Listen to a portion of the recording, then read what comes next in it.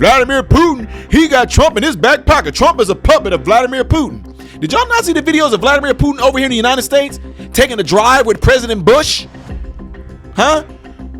Do you know that Russia invaded when Bush was president? Do you know that Russia invaded when Bill Clinton was president? Did you know that Russia had an invasion when Barack Obama was president? Who did Russia invade when Donald Trump was president? I'll wait. And just like that, we have ourselves a possible ceasefire.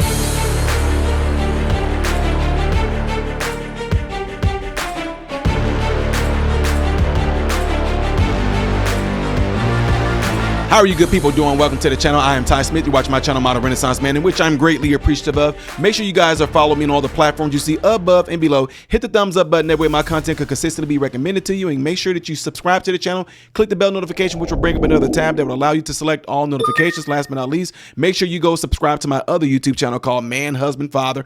Just go subscribe to it. Gather in there. I will let you guys know when I do launch the pilot of that channel. Again, it's called Man, Husband, Father, right? Appreciate you guys. So ladies and gentlemen, I'm going to go ahead and get right on into this because there's a possibility that we may have a ceasefire, as you can see right there.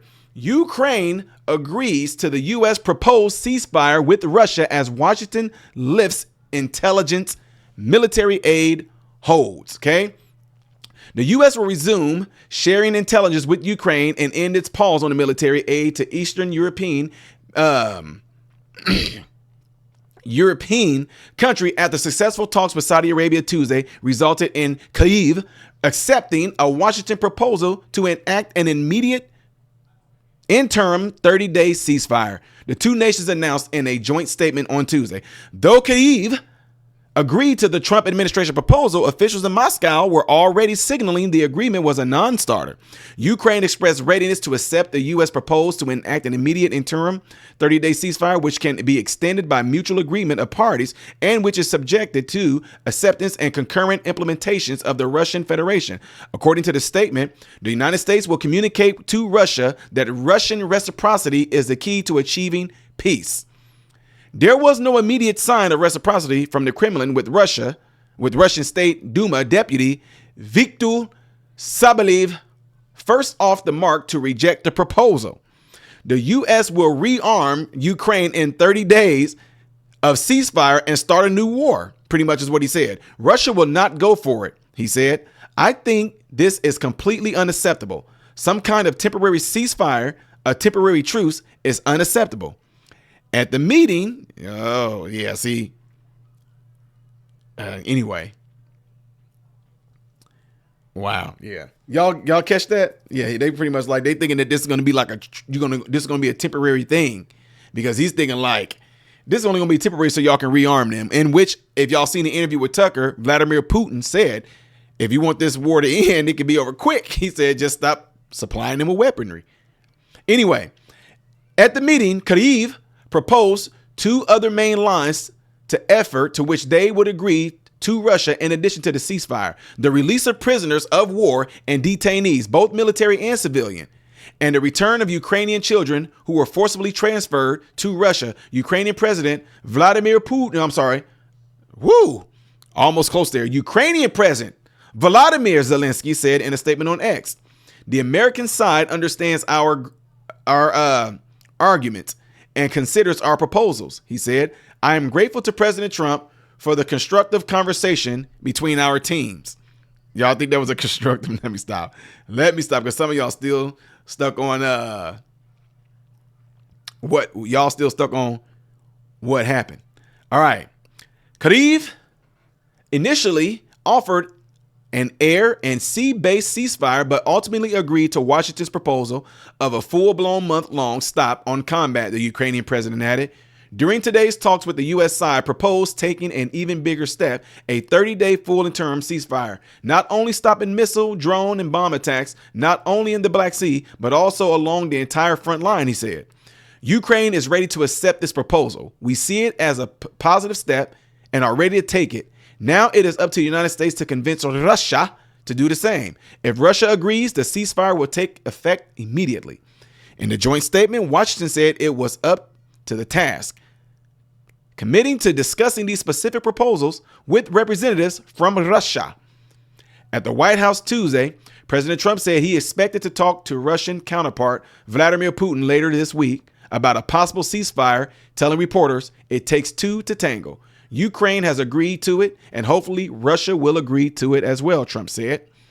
The Trump proposal involved not only a ceasefire, but also a commitment to begin immediate negotiations to end the conflict in a way that's enduring and sustainable. Secretary of State Marco Rubio told reporters after the meeting concluded shortly after 9 p.m. local time.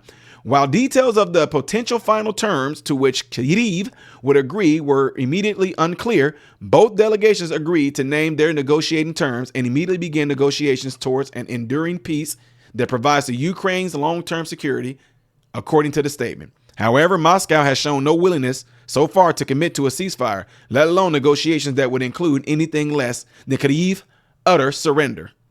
It will now be up to Special Middle East Envoy Steve Witkoff to make the case to Russia that it is in the best interest to come to the negotiation table, as Bloomberg reported Monday. That will soon head to Moscow for talks.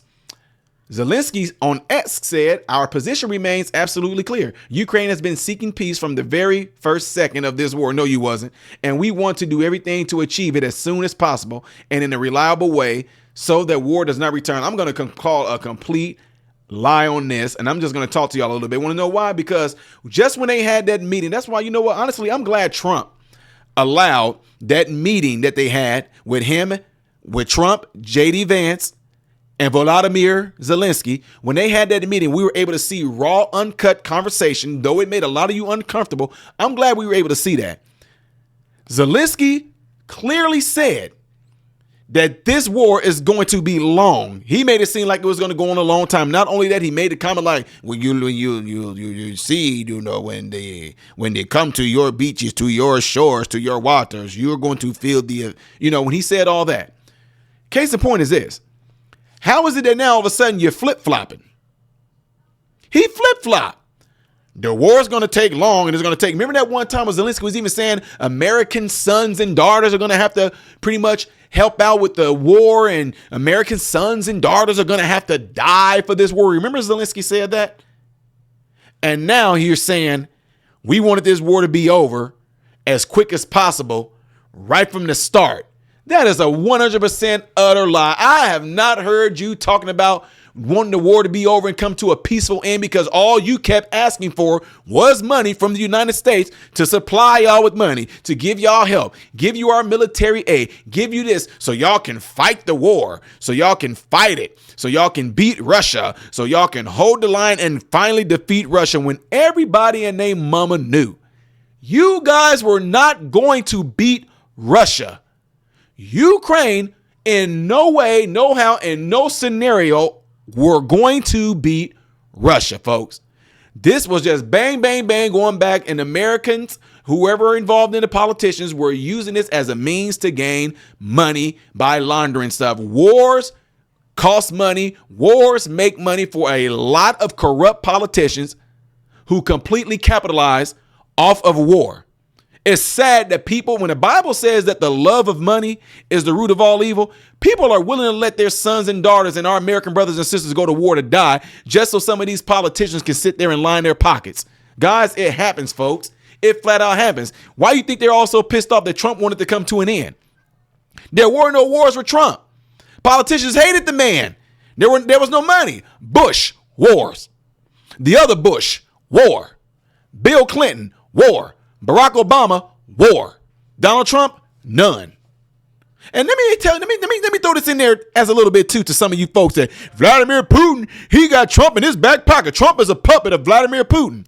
Did y'all not see the videos of Vladimir Putin over here in the United States taking a drive with President Bush?